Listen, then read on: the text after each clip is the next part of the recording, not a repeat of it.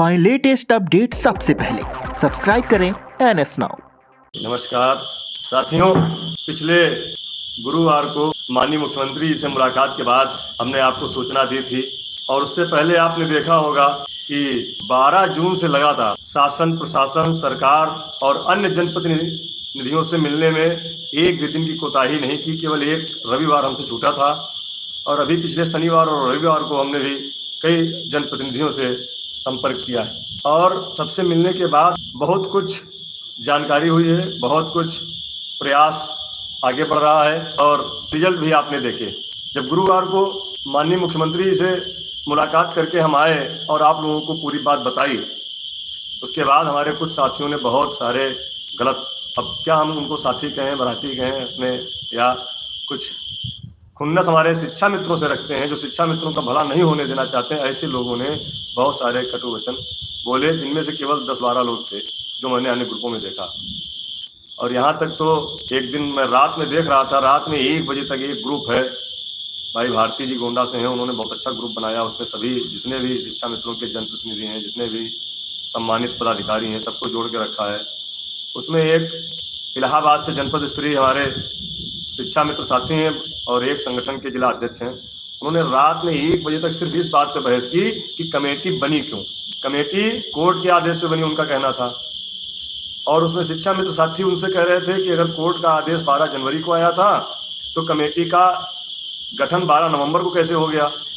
क्या अधिकारियों को पता था कि 12 जनवरी को ये फैसला आने वाला है? तो उस पर रात में 1:30 बजे तक बहस चली और लास्ट में उन्होंने कहा कि नहीं, मैं तो यही मानूंगा कि कोर्ट के आदेश पर ही कमेटी बनी है। तो इस तरह की बहस का कोई मतलब नहीं है। ठीक है, आप कहते हैं तो हम मान लेते हैं, हम आपकी बात मान लेते हैं, हमें कोई श्रेय नहीं चाहिए।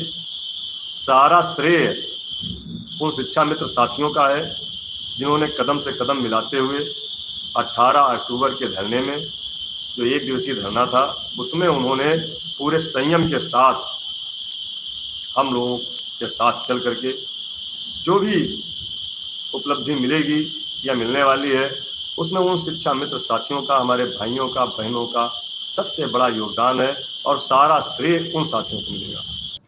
12 जून से लेकर के लगातार माननीय मंत्री जी और माननीय प्रमुख सचिव महोदय, माननीय निदेशक महोदय, माननीय संयुक्त निदेशक महोदय, डीजी मैडम, सबसे हम लोग मिले थे और मिलने के बाद उनसे कहा था कि आपने जो कहा था कि चुनाव के बाद हमारा काम होगा, आप उस काम को हमारे आगे बढ़ाइए। उन्होंने भी अपनी सहमति जताई थी और ये कहा था कि आप भी माननीय मुख्यमंत्री से मिलिए और उनसे निवेदन करिए।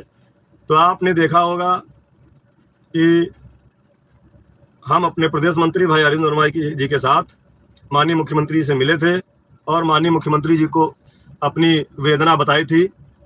माननीय मुख्यमंत्री जी ने वो पत्र अपने OSD महोदय को देते हुए कहा था, इसको रखो, देखेंगे। और हमसे भी कहा था ठीक है देखेंगे, बस इसके अलावा उन्होंने उस समय कुछ नहीं कहा था।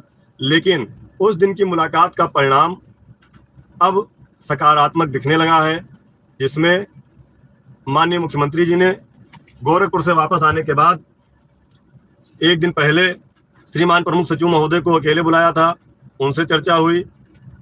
कल उन्होंने पुनः माननीय बीसी शिक्षा मंत्री महोदय, महानिदेशक महोदया और श्रीमान प्रमुख सचिव महोदय के साथ विभागीय बैठक की और बेसिक शिक्षा विभाग में बात करते हुए उन्होंने शिक्षा मित्र प्रकरण पर भी चर्चा की और बहुत जल्द इसका परिणाम आपको देखने को मिलेगा। मैंने पहले भी कहा था, बहुत ज़्यादा उतावले ना हो सभी लोग। अभी कुछ लोग हमारे साथी जो धरने की बात कर रहे हैं, जो लोग, तो मैंने देखा कि कुछ पदाधिकारी भी विभिन्न संगठनों के हैं जो उकसाने का काम कर रहे हैं। आज हमारे पास एक बड़े पत्रकार हैं, वरिष्ठ पत्रकार हैं, उनका कहना था कि आप लोग कलम बंद हड़ताल कर दीजिए। मैंने कहा क्यों कर दें? उन्होंने कहा सरकार आपकी बात नहीं सुन रही है। हमने कहा बात नहीं सुन रही है वो ठीक है, लेकिन हम कलम बंद अगर करेंगे तो बच्चों का भविष्य चौपट होगा। हम हाथ में काली पट्टी बांध के काम कर सकते हैं, हम शिक्षण कार्य नहीं बंद करेंगे।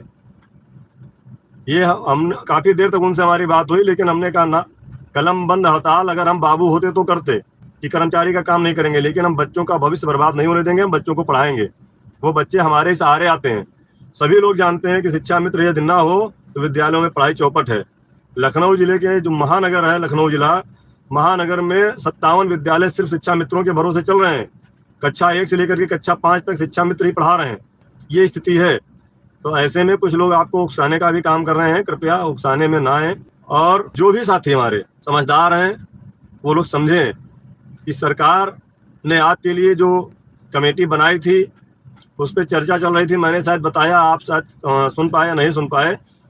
उस बात को लेकर के एक ग्रुप पे रात में 1:30 बजे तक बहस हुई और उसमें हमारे संगठन के जिला अध्यक्ष हैं। जिला अध्यक्ष के नाते आपको जानकारी भी होनी चाहिए, आप प्रयागराज के जिला अध्यक्ष हैं दूसरे संगठन के, कि आप उस दिन रात में मैं देख रहा था 1:30 बजे तक सिर्फ अपनी बात ये मनवा रहे थे कि कमेटी का गठन कोर्ट के आदेश पर हुआ है।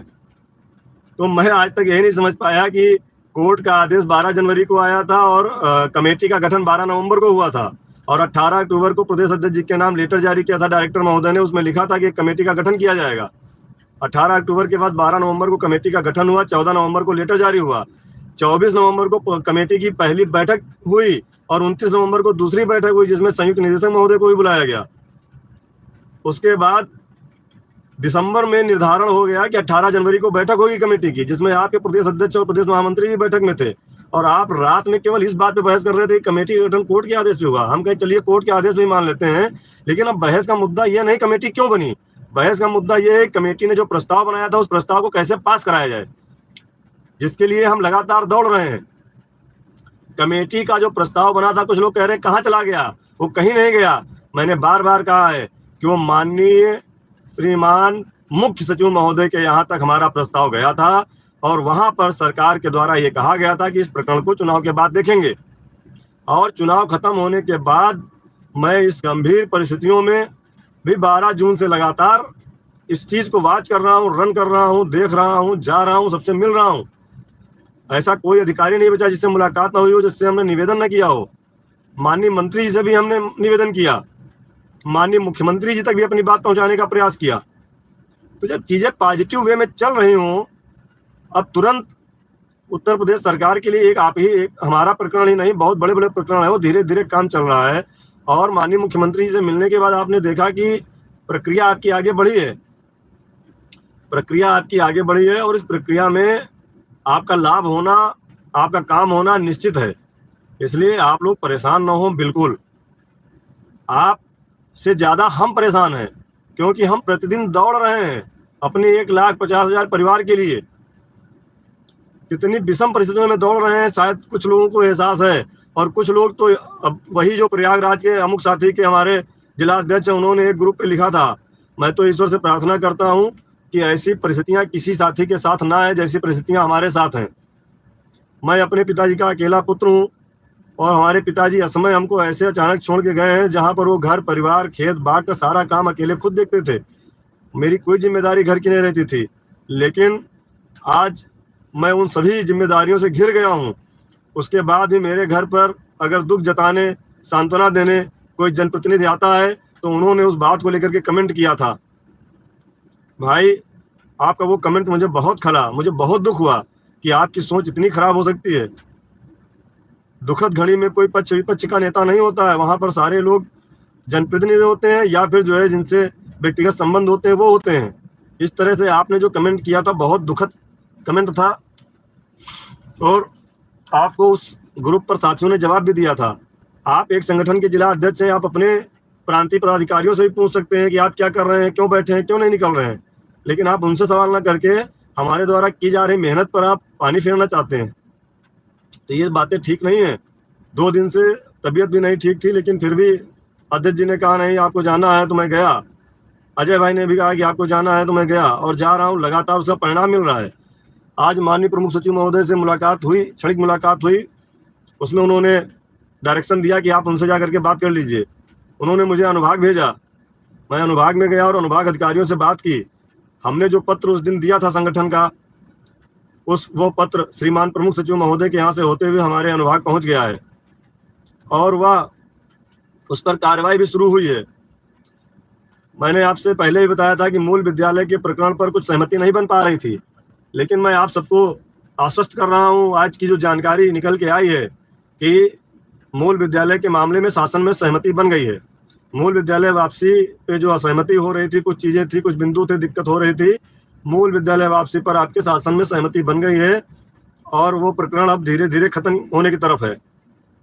केवल थोड़ी सी समस्या हमारी जो जिले के बाहर महिलाएं हैं उनके लिए आ रही है, उस पर भी ईश्वर ने चाहा तो सहमति बनेगी। अभी फिलहाल नहीं बनी है, लेकिन मूल विद्यालय वापसी पे सहमति बन गई है और जल्दी ही उस पर आपका रिजल्ट आने वाला है। और स्थायीकरण, समान कार्य समान वेतन पे अभी शासन और सरकार की सहमति नहीं बनी है, लेकिन महंगाई को देखते हुए आपके लिए सरकार कुछ अच्छा करने वाली है। हम लोग अपनी मांग अन्य राज्यों की भांति स्थायीकरण करने को लेकर के बिल्कुल पूरी तरह से आश्वस्त हैं और वही मांग बार बार रख रहे हैं। आज भी वो बात हुई, हमारी अनुभाग में बात हुई। उन्होंने कहा कि आपकी मांग गलत है, स्थायी नहीं हो सकते।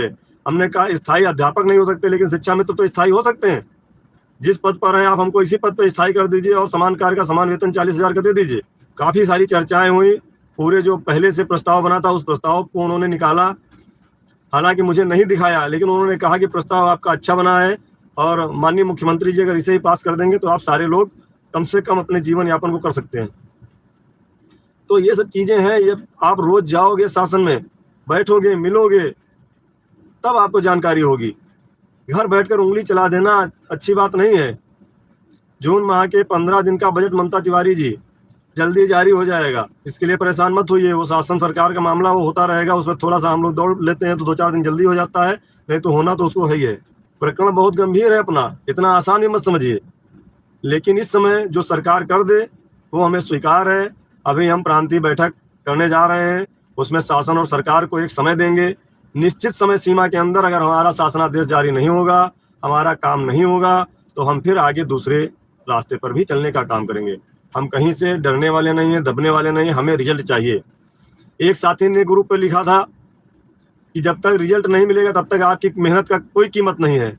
तो मैंने उनसे कहा कि हमारी मेहनत की कीमत तो कोई नहीं है, लेकिन अगर मेहनत नहीं करेंगे तो रिजल्ट कभी नहीं आएगा।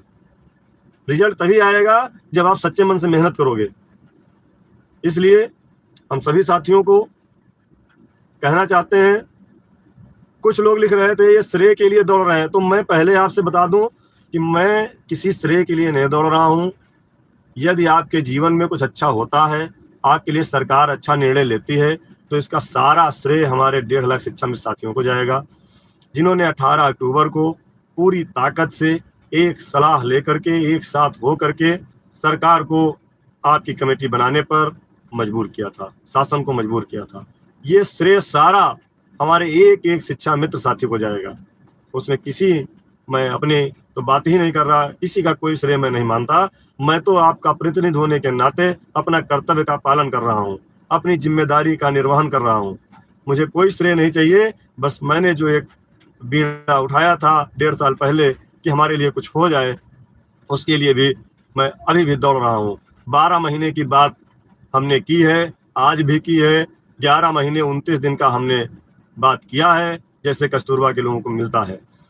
जल्दी ही, बहुत जल्दी जो आपका प्रस्ताव बना था वह पुनः शासन से सरकार के पास जाने की उम्मीद है। माननीय मुख्यमंत्री जी को हम बहुत बहुत धन्यवाद देते हैं, बहुत बहुत आभार देते हैं कि उन्होंने अपनी सरकार के एक छोटे से छोटे कर्मचारी को अपने दरबार में अपनी बात कहकर और हमारे पत्र को लेकर के संज्ञान में लिया है, हमारे साथियों की समस्याओं का संज्ञान लिया है। और उस संज्ञान लेने के बाद उन्होंने श्रीमान प्रमुख सचिव महोदय को पहले बुलाकर और माननीय मंत्री जी के साथ बुला करके दोबारा चर्चा किया है। दिक्कत अब कहीं नहीं आ रही है। अब माननीय मुख्यमंत्री जी और माननीय मंत्री जी और शासन के बीच में बात है, जो भी होना है वो जल्दी होगा। और 15 जुलाई से जो उपस्थिति वाली बात को लेकर के कुछ लोग लिख रहे थे, ये लिखना गलत है। हम सरकार के कर्मचारी हैं, सरकार ने जो समय निर्धारित किया है उस समय हम विद्यालय जाएंगे, शिक्षण कार्य करेंगे। हाँ, अपनी समस्याओं का समाधान करने का भी हम निवेदन सरकार से कर रहे हैं कि हमारी समस्याओं का समाधान जल्दी हो जाए। इसलिए आप सभी लोग परेशान ना हो। जो भी चीज़ें हैं आपके सामने हैं। मैंने कई बार कहा कि मैं झूठ नहीं बोलता हूं और ना ही झूठ बोलूँगा। आप लोग पूरी तरह से सच को स्वीकार करना सीखिए।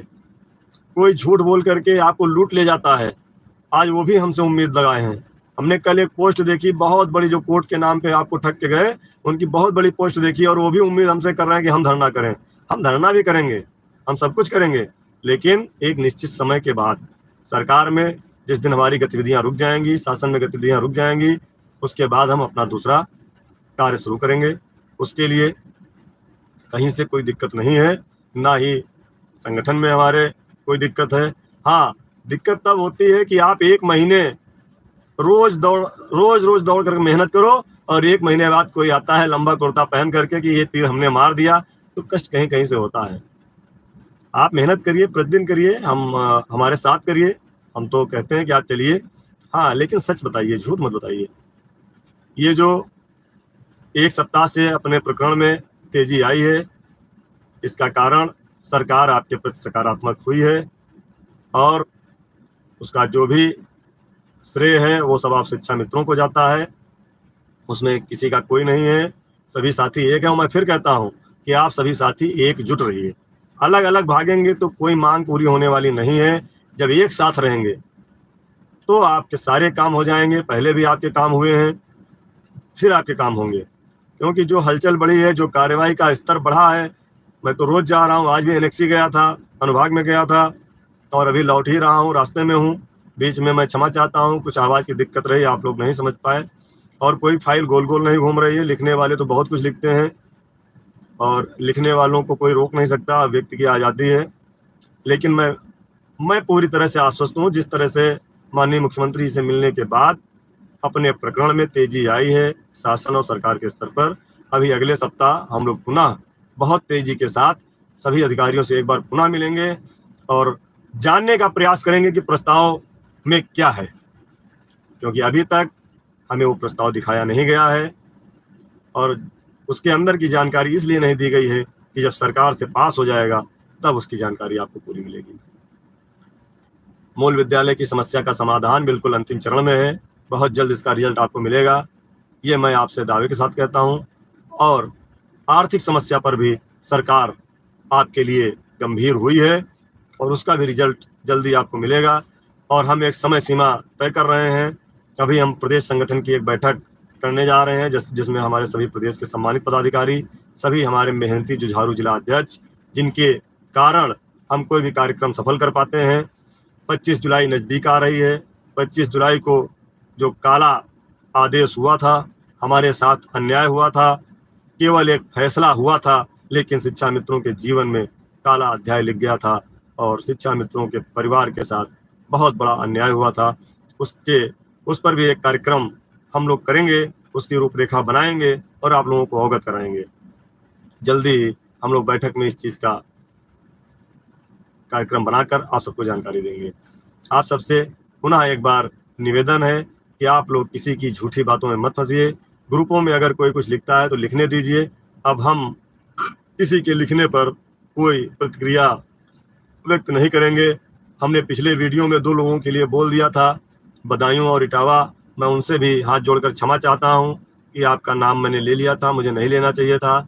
यदि मेरी उस बात से आपको कष्ट पहुंचा हो तो मैं क्षमा चाहता हूं। आपकी अभिव्यक्ति आप लोग लिख सकते हैं और बाद में आपको आत्मग्लानि हुई, आपने मैसेज किया, मैं उसके लिए क्षमा चाहता हूं कि मुझे सार्वजनिक मंच से नहीं लेना चाहिए था। लेकिन कभी कभी कष्ट हो जाता है जब गलत तरीके से लोग कमेंट करते हैं। तो ये पूरे सप्ताह जो हमने भाग दौड़ की है, सभी से वार्ता की है, बातचीत की है, उसका हमने आपको जानकारी दिया है। और आप सभी साथी विद्यालय पहुँचें, समय से पहुँचें, शिक्षण कार्य करें और सभी लोग स्वस्थ रहें। ईश्वर से प्रार्थना है कि माननीय मुख्यमंत्री जी हम लोगों की समस्याओं का समाधान जल्दी करें और हम लोग भी एक अच्छा जीवन जी सकें। इन्हीं बातों के साथ आप सभी साथियों को धन्यवाद।